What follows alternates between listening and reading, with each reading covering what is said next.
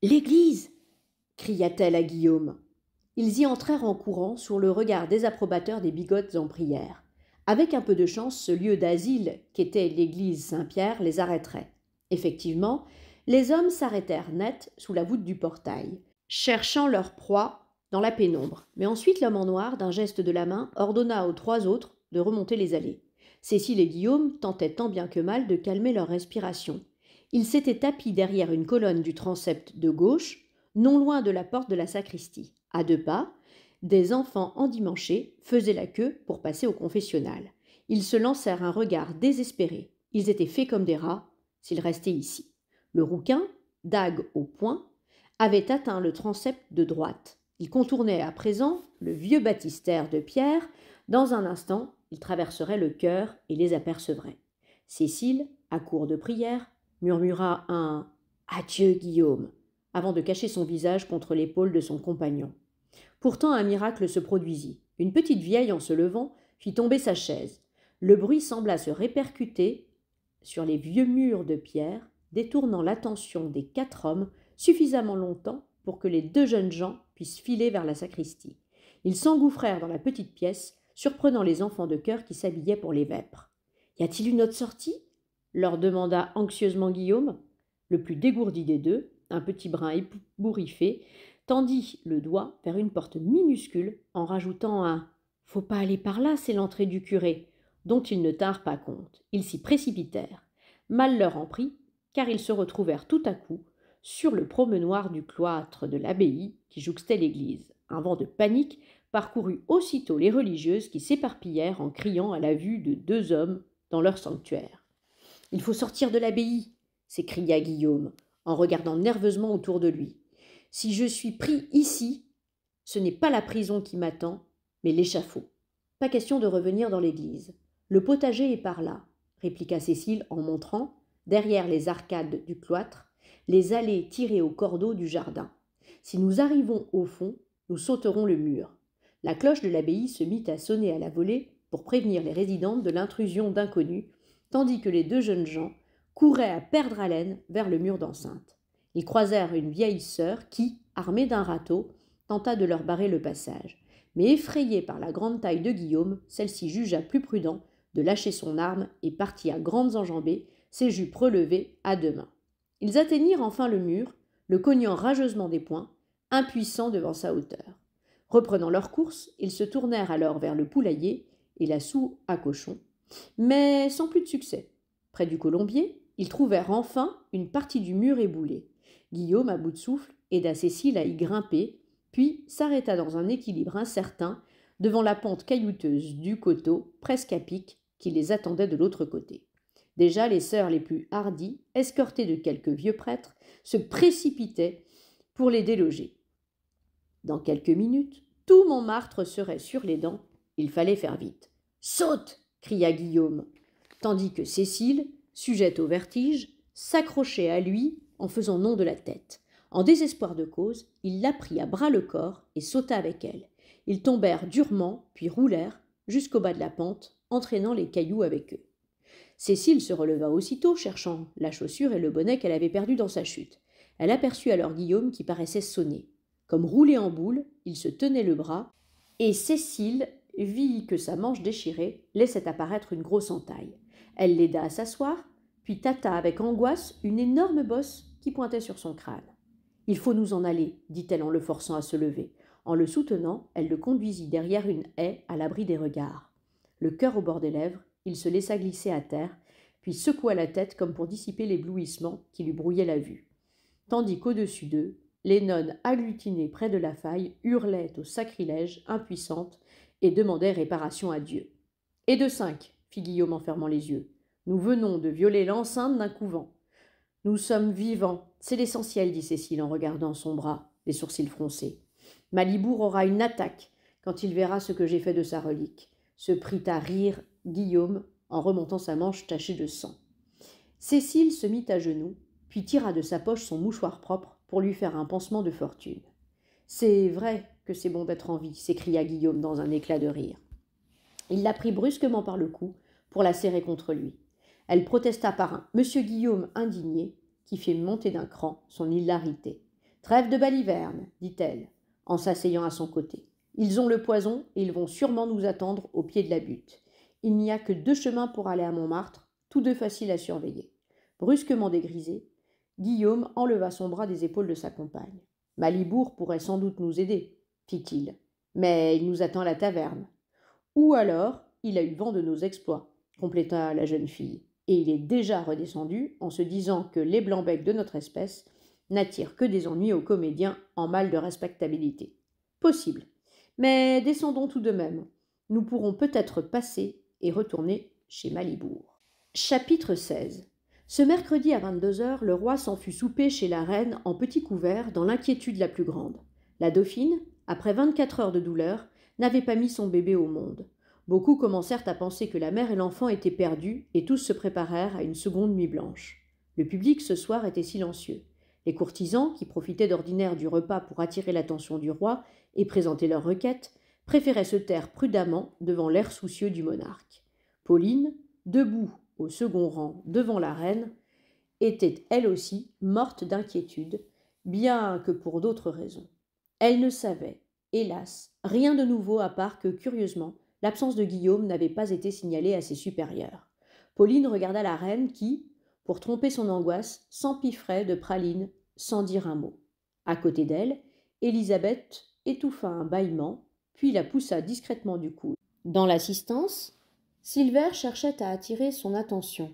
Pauline, le cœur battant, quitta sans bruit sa place pour le rejoindre aussitôt. « Retrouvez-moi au salon de l'abondance, le repas fini, » chuchota-t-il. « J'ai du nouveau. » Elle allait poser le flot de questions qui lui démangeaient les lèvres lorsqu'un raclement de gorge de madame Dupaillol, suivi d'un coup d'œil réprobateur, la rappela à ses devoirs. Elle regagna donc sa place et attendit patiemment. Louis XIV n'en finissait pas de grignoter, changeant de plat, demandant à boire, tout y passa. Les potages, rots, volailles, œufs durs, salades, entremets. La reine, qui avait épuisé les pralines et les fruits confits, attaquait les compotes. Après ce qui sembla une éternité, le roi se leva enfin et tendit sa serviette à monsieur son frère, assis humblement derrière lui sur un tabouret. « Ouf !» laissa échapper Pauline avec soulagement, en voyant la pièce se vider à la suite des souverains, puis elle se tourna vers Élisabeth. « Trouve une excuse pour mon absence, je file. » Elle ne put terminer, interrompue par un impérieux coup d'éventail sur le bras.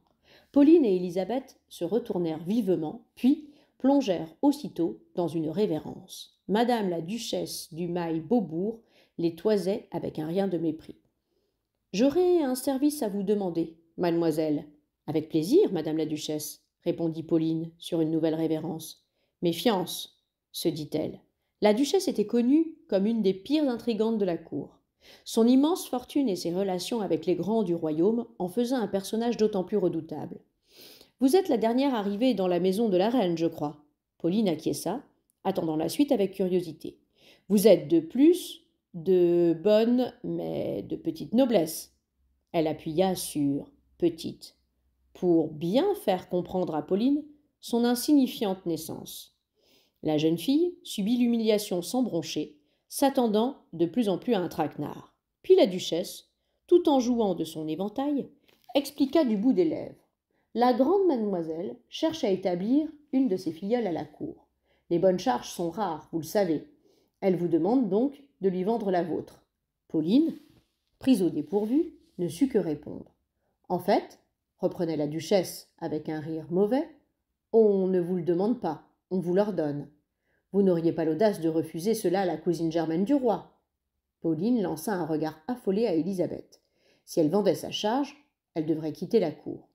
Je ne voudrais en aucun cas offenser mademoiselle de Montpensier. Moi, de si obscure naissance, commença prudemment Pauline. Mais cette charge me fut donnée par le roi en personne. On ne vend pas un présent du roi. Je le ferai, bien sûr, si sa majesté me l'ordonne. Que la grande mademoiselle demande donc ma charge directement au roi. Pauline prit un air faussement navré. La duchesse s'empourpra sous l'affront, mais attaqua de nouveau. Feriez-vous taire vos scrupules pour 25 000 livres ? Ce que le roi donne, seul le roi peut le reprendre, répliqua doctement Pauline. Je reste votre servante, madame. Sur une dernière révérence, les 2 jeunes filles s'éloignèrent, laissant la duchesse estomaquée par tant d'impertinence. Tu viens de te faire une nouvelle amie, ou je me trompe, souffla Élisabeth entre ses dents. Cela sentait le piège à plein nez. Madame du Maille-Beaubourg est la grande amie de Madame de Thianges, la sœur de la marquise. Tire-en toi-même les conclusions. Que la marquise veuille ta perte, cela n'est pas nouveau. Mais qu'a-t-elle à gagner à la disparition de Cécile et de ton frère?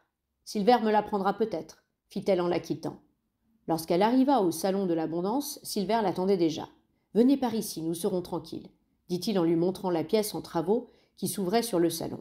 Il grimpa les quelques marches qui menaient au nouveau cabinet, puis s'effaça pour la laisser passer. Louis XIV avait dans l'idée de regrouper ici ses curiosités. Médailles, gemmes, tableaux et pièces d'orfèvrerie. Pour le moment, en matière de curiosité, il n'y avait guère que des échafaudages, des pots de peinture couverts de bâches et quelques corniches de bois que l'on avait posées au sol. « Alors » demanda Pauline. Jolibois a rencontré à la taverne une jeune lingère qu'il les a vus hier soir. Ils sortaient des cabinets particuliers et se sont enfuis par un escalier de service. Les gardes qui les ont pris en chasse disent que Madame de Montespan avait surpris 2 voleurs chez la reine. Toujours la marquise. Je pense qu'ils ont dû entendre ou voir des choses. Il se tut brusquement et alla sur la pointe des pieds jusqu'à l'entrée. De l'autre côté, dans le salon de l'abondance, la vieille Madame Dupaillol, besicle au poing, semblait détailler la fresque du plafond avec le plus profond intérêt. Elle les rejoignit tout doucement dans le futur cabinet des raretés et constata en hochant du chef « Ah oui, les travaux avancent. Madame d'Arpajon me disait justement « Les travaux avancent. Alors je suis venue voir. C'est vrai que les travaux avancent. Au fait, ajouta-t-elle, mine de rien, j'ai cru comprendre que la marquise vous cherchait par ici, Pauline. » Pauline et Silver se regardèrent, étonnés, puis entendirent effectivement des bruits de pas qui se rapprochaient. « Faites donc comme si je n'étais pas là, s'excusa la vieille, en redescendant les marches avec eux. Vous savez bien que je suis sourde comme un pot. Puis, le nez de nouveau en l'air, elle se perdit dans la contemplation des fresques du salon de l'abondance. Décidément, enchaîna-t-elle en clignant des yeux, je ne comprendrai jamais rien à la peinture moderne. À quoi cela ressemble-t-il, toutes ces déesses païennes à demi nues? Cela n'est guère chrétien. La marquise arriva bientôt, suivie d'un homme dans la quarantaine, au bas en accordéon et à la perruque défrisée. Son habit puait le corps mal lavé, avec un col de dentelle qui n'avait pas vu de savon depuis fort longtemps. Que pouvait bien faire la marquise avec cet épouvantail? « Je suis bien aise de vous trouver, mademoiselle, fit la marquise d'une voix de miel. Je souhaiterais vous entretenir d'un projet que j'ai, vous concernant. Vraiment, madame, répondit prudemment Pauline. Vous savez que l'avenir des demoiselles de la reine me tient particulièrement au cœur. Pauline en aurait ri si elle n'avait pressenti un nouveau coup fourré. Elle venait de refuser de vendre sa charge, la marquise allait sûrement la relancer. Monsieur le duc de Montauban, que voici, vous a remarqué lors de Percé et m'a fait l'honneur de me demander votre main. La marquise donna un coup de coude à l'homme qui enleva précipitamment son chapeau avant de s'incliner devant Pauline. L'honneur sera pour moi, mademoiselle, jamais duchesse ne sera plus belle. Pauline en eut la respiration coupée. Dans sa tête, les idées tournaient au ralenti. Que répondre, seigneur? Je suis indigne d'un tel honneur, monsieur le duc, glissa-t-elle pour refuser. Vous êtes trop modeste, coupa la marquise. Nous signerons le contrat de fiançailles dès ce soir. Ce n'est pas possible, madame, répondit Pauline qui perdait pied, pas sans le consentement de ma famille. Votre mère m'a écrit depuis son couvent pour me donner son accord. Vous voyez qu'il n'y a pas d'obstacle à votre bonheur. Quelle promotion ce sera pour vous, duchesse! Je vous vois déjà sur vos terres en Picardie, élevant avec amour les 5 enfants que le duc a eus de sa première femme. Pauline regarda le duc, ses mains crasseuses, son visage boursouflé d'alcoolique, et trouva encore la force de répliquer. Ma mère n'est pas ma tutrice, madame. Seul mon grand-père a ce droit.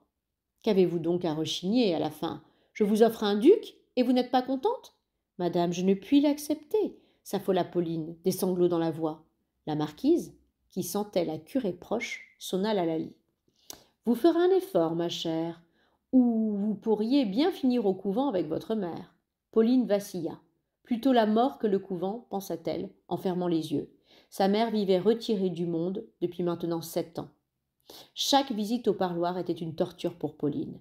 qui pouvait à peine lui prendre la main au travers des grilles qui les séparaient. Comment pouvait-on vivre en recluse parmi ces nonnes muettes, entourées de murs gris et détachées du monde? Bien sûr, tous les couvents n'étaient pas des prisons, mais celui de sa mère était le plus austère de tout Paris.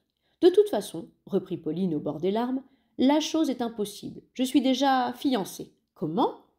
4 pères Dieu la fixèrent, incrédules, même ceux de madame du Paillol, qui semblaient, une seconde auparavant, diablement intéressés par les boiseries du nouveau cabinet. Avec, souffla Pauline au désespoir. Ne nous faites pas languir, persifla la marquise, cette comédie est bien sotte. Avec monsieur Galéa d'Héréau, cria-t-elle presque. N'est-ce pas, Silver, que nous sommes fiancés? Le jeune comte la regarda, abasourdi, n'osant comprendre. N'est-ce pas, Silver? Récidiva Pauline, en lui secouant le bras. Oui, répondit-il, alors sans conviction. Verte de rage, la marquise se mit à vociférer. Je déteste que l'on se moque de moi. Pauline supplia Silver du regard, toujours accroché à lui. Si, nous sommes fiancés, je vous assure, dit enfin Silver en cherchant ses mots.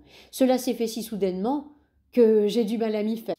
Vous m'étonnez, comte. Si l'on en croit la rumeur, vos goûts vous portent davantage vers. Si fait, répliqua Silver d'un air détaché.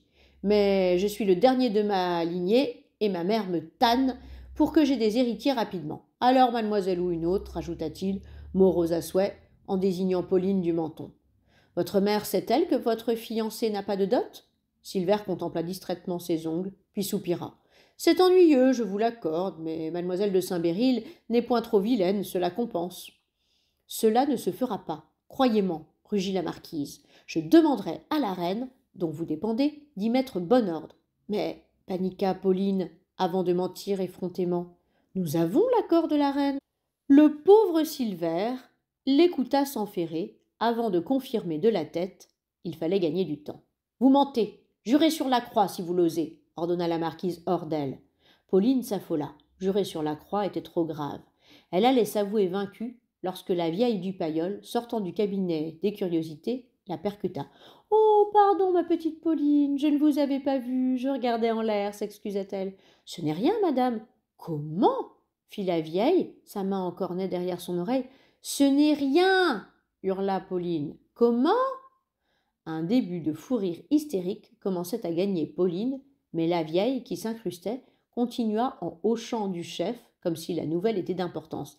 Ah, ça, je n'en reviens pas comme les travaux avancent. Mais au fait, Pauline, j'ai oublié de vous féliciter. Elle laissa passer une seconde, puis poursuivit à la stupéfaction générale. Pour vos fiançailles, bien sûr. Hier, la reine en était charmée. Elle répétait « Que je suis contente, que je suis… » Assez, s'écria la marquise, en les regardant tour à tour. Vous avez gagné cette manche, mais je n'ai pas dit mon dernier mot. Elle sortit aussitôt, entraînant le duc à sa suite. Celui-ci, qui s'était tu jusque-là, lui lança avec acrimonie. Mais les 10 000 livres pour ce mariage, les aurais-je quand même? Pauline respira plusieurs fois à fond, n'osant croire à sa victoire. Madame du Paillol, vous êtes un ange, lui dit-elle en l'embrassant spontanément sur les 2 joues. Comment? Fit la vieille avec une lueur de malice au fond des yeux, et elle sortit sans plus d'explication, en trottinant sur les traces de la marquise. Je suis navrée, Silver, soupira Pauline, lorsqu'ils furent à nouveau seuls. Je vous ai encore embarqué dans une sale histoire. Je sais, par Thomas, que vous ne voyez pas le mariage d'un bon œil. Vous non plus, à ce qu'il semble, répliqua-t-il. Vous venez de refuser un duc. Seigneur, vous l'avez vu, quel horrible bonhomme. Elle se mit à rire, toute peur envolée. Demain, nous démentirons, continua-t-elle. Je suis sûre que la reine me pardonnera. Rien que pour embêter madame de Montespan. Silver réfléchit quelques instants avant de répondre. Pourquoi démentir? Elle vous cherchera aussitôt un nouveau parti. Évidemment, pensa Pauline. Non, reprit Silver, la situation est parfaite ainsi. On ne cherchera plus à nous marier, ni vous, ni moi. Nous allons avoir de longues fiançailles.